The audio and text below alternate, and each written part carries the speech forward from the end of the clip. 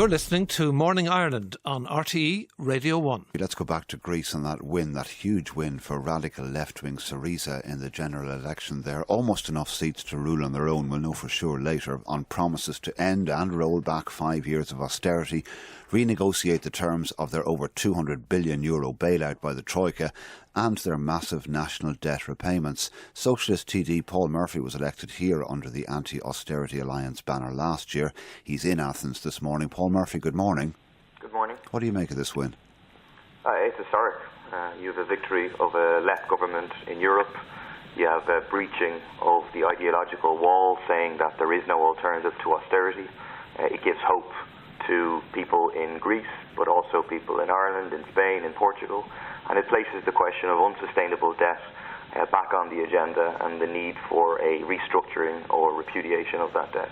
This is really a sort of an Alamo moment for Alexis Tsipras, for his party, for those who voted for him, and indeed for parties like yours across Europe who share his views. If he's right and he gets what he wants, it could lead to huge changes across Europe. But he could be wrong. There's nobody who they want to negotiate with who say that they're going to give him anything of what he wants. Well, look, I mean, Angela Merkel, the European Commission, the IMF, they do not represent the interests of working class people, of the 99% in Germany or anywhere else. They represent the interests of the banks and the bondholders, and they're going to defend those interests. So I think what will happen is a period of intense conflict and negotiation on the question of the debt and on the question of austerity. And it'll be a struggle. It's not a question simply of electing left governments, and that's the end of the matter. Yes. Now you'll need mobilisations from below in Greece, but also across Europe to stand in solidarity with those who have voted yesterday to demand that their vote is respected, that it's a very clear vote.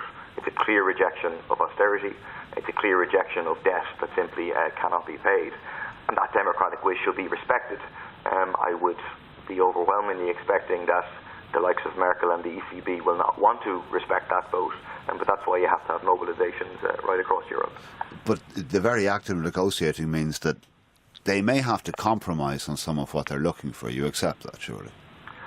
Well, if the establishments in Europe are not willing to write down the Greek debt to a level that is sustainable and that will not destroy the Greek economy, will not have the kind of nightmarish scenes that you have in Greece, because you have a humanitarian catastrophe, massive rates of homelessness, of suicide.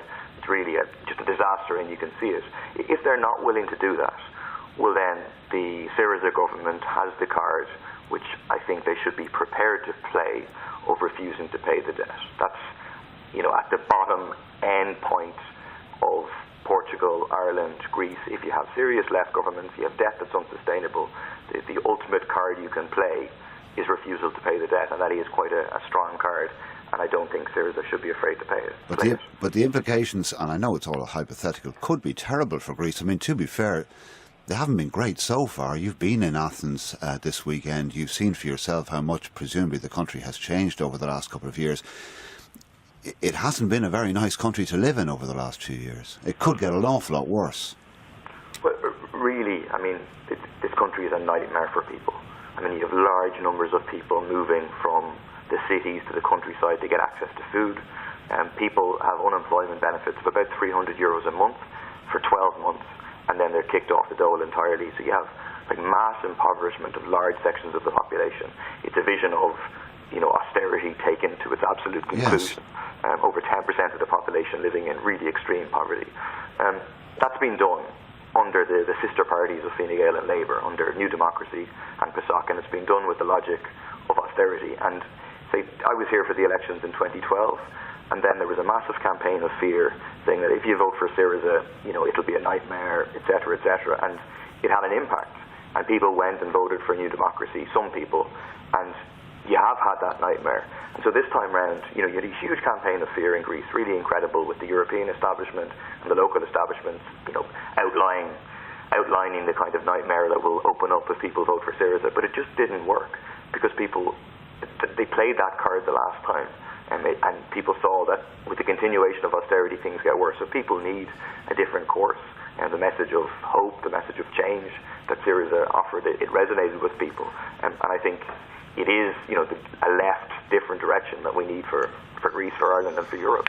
Well, let's see. Interesting times ahead. That's Paul Murphy, Socialist TD, speaking to us from Athens this morning. It's 11 minutes to 9.